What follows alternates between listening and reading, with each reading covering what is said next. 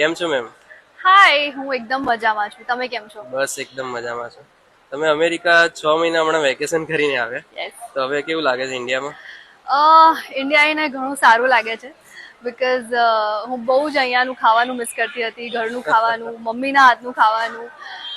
હું બહુ modern food નથી ખાતી, હું બહુ જ દેશી ફૂડ લવર છું. એટલે વાહ વાહ, આઈ મિસ ધ ફૂડ, એટલે ઘરે આવીને બહુ સારું લાગે છે.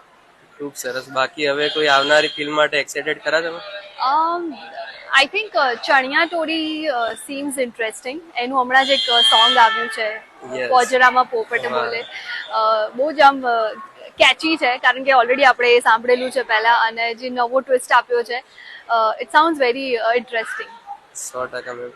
અને હવે સગાઈ તો થઈ ગઈ તમારી, પણ હવે લગ્નનો શું વિચાર છે આગળ પછી? લગન નેક્સ્ટ યર થઈ રહ્યા છે વાહ ફેબ્રુઆરીમાં. વાહ એટલે બસ અત્યારે એની જ બધી પ્રિપેરેશન્સ ચાલી રહી છે. વાહ. શું કરે કુમાર, મજામાં? એકદમ મજામાં.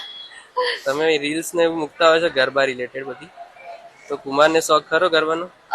એને એટલો શોખ નથી, પણ એની પાસે હવે કોઈ ઓપ્શન રહ્યો નથી. એને પણ શોખ ક્રિએટ કરવો જ પડશે. 100% ma'am.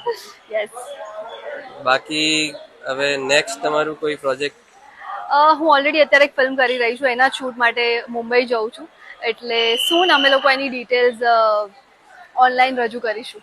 100% ma'am. Thank you ma'am. Thank you so much. Bye, take care. Thanks.